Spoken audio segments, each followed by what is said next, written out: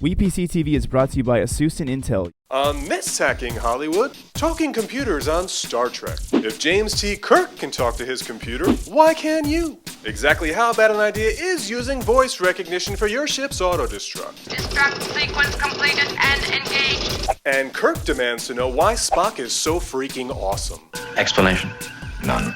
It's Hollywood tech versus the real world. Hacking Hollywood.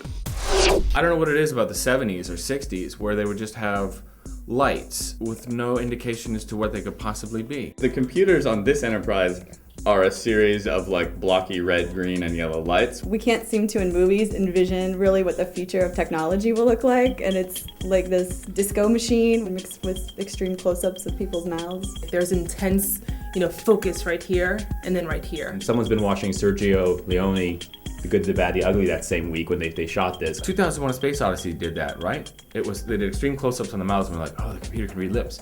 And somehow that was really cool. And here you're just staring at his gums going, oh God, what is that? What causes that? Is he a smoker? They must go crazy on the bridge because it's like anytime the computer does something, it's like someone's in the back with like a crank. The Enterprise has some really bad hard drives because you hear the grinding away. Well, what's funny to me is that they all have to identify themselves of the USS Enterprise.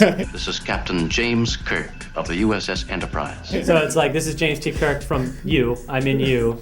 I'm in you. I can't really say that I'm infatuated with Spock as much as I am infatuated and just in awe of his eyebrows. For whatever reason, everybody in sci-fi decided, in the 50s, that all computers, when they were going to speak, we're going to speak in monotone. Destruct sequence completed and engaged. Maybe her whole family talks like Self-destruct. that. How was dinner?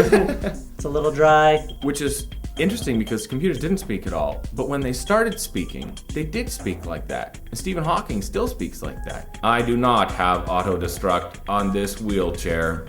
So to my knowledge, voice recognition, the way it works is a person speaks, the computer recognizes, and there you have it. I think voice recognition doesn't work so well. I believe what it actually does is it patterns the sound wave and then it hears the sound wave and tries to match it to the nearest sound wave match. Right, so That's the stupidest thing. well, but essentially, You have to go right up to the mic. Computer. And you're like, no, wait, Mom, check it out. This is really cool. Hang on. Computer. No, wait, Mom. No, stop talking in the background. You're screwing it up. Stop talking. Turn the radio down. I talk to my iPhone. And sometimes there's a person on the other side that talks back to me. you get angry with the computer voice because I'll say like, call Chris, and then the voice in my car is like kind of this prickish man. He's like, sorry. In my car it says pardon, and you can set the temperature too. So I'd say, 74 degrees, and it would set at 74 degrees. So just to screw with it, we said 212 degrees. Pardon? But we also talked about. It's like, okay. We talked about immediately like, What would I rather have in my bedroom? A Star Trek computer or James T. Kirk himself? A real James T. Kirk? It's a scary prospect waking up in the middle of the night and just seeing James T. Kirk standing by your bedside. Kirk here. Now I'm gonna have to go computer. But can I have the computer from the Next Generation? I don't even know what the computer can do. In the Next Generation, it can do stuff. It can do the holodeck stuff, right? Which is has obvious uses in the bedroom. I think I'd have to go with Kirk because Because you're gay. I'm gay for Kirk. That's right. Captain Kirk is Americana, Except for the fact he was played by a Canadian actor. So that's Hacking Hollywood, tackling voice recognition and Spock's mysteriously seductive eyebrows. Are you more seduced by voice recognition or Spock? Seems like voice recognition, judging by all those dream PC ideas over on WePC.com. Speaking of, if you got an idea for voice recognition or a new cool PC, get into the conversation at WePC.com and come back next week to see more Hacking Hollywood. Final verdict, are we going to be speaking to our computers anytime soon? Yeah.